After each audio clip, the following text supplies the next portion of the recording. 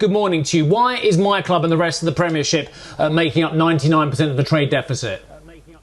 Well, it seems like the Premier League are out and out on their own in terms of spending in this transfer window, while the rest of Europe has really battened down the hatches and made sure that they're operating in a financially prudent way. The Premier League and the competitiveness of the Premier League has really pushed those clubs to spend. And it's quite astonishing that what this report reveals.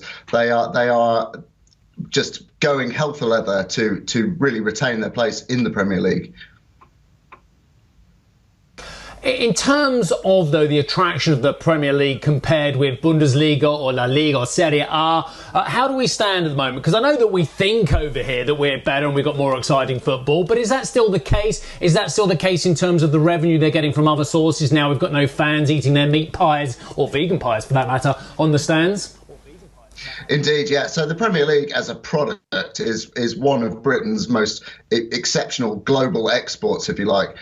So really the big driver for this spend comes from the TV money that the Premier League enjoys, which is not enjoyed at all by the continental rivals. So for instance, finishing last in the Premier League last season, Norwich City netted £87 million in TV money. That's an astonishing figure when you consider that in La Liga, you would have netted probably £120 million for winning it. So it really is the driving force, that export of people wanting to watch the brightest and best talent on the pitch. And that's why the Premier League is always looking to acquire these new players who come in and keep that Premier League product really very exciting.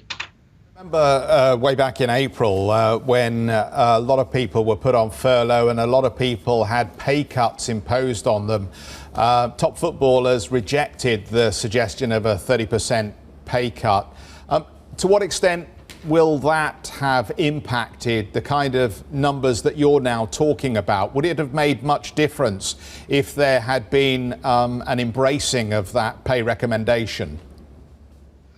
I don't think it would have had an enormous impact on that. Let's look at clubs' major sources of revenue. So there's sponsorship, and we've seen that over the past 20 years grow exponentially. So Manchester United won the treble with a £1 million shirt sponsorship deal from Sharp. They now take £50 million a year from Chevrolet. You look at the TV revenue, which we talked about just before. That's their major source, which eclipses all of their previous sort of revenue income.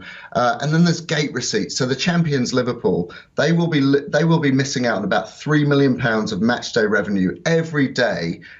Match day that they don't have fans in the stadium.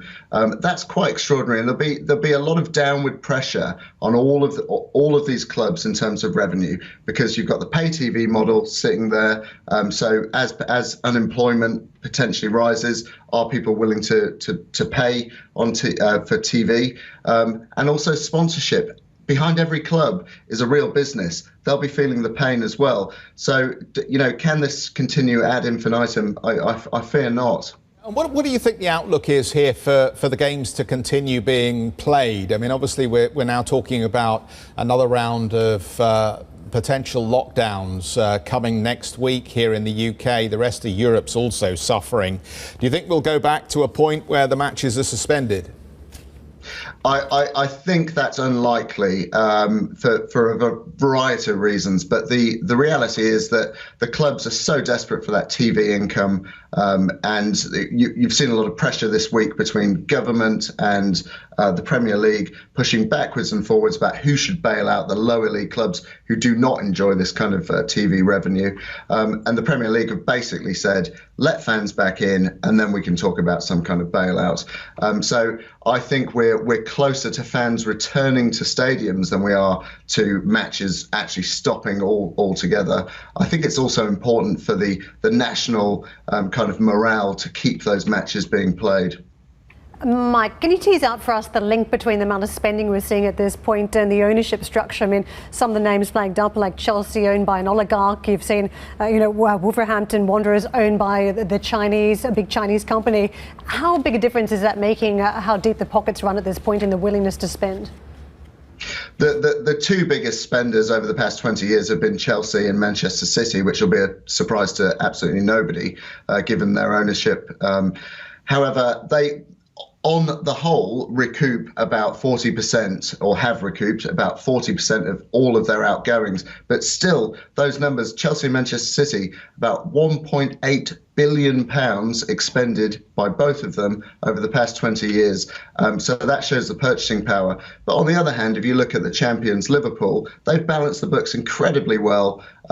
American ownership, they've obviously got a model where they've sold players at a high price and then recruited new talent. How sustainable that is another question. But it's certainly a more interesting model, looking at it rather than just shoveling money into the continental leagues to acquire new talent.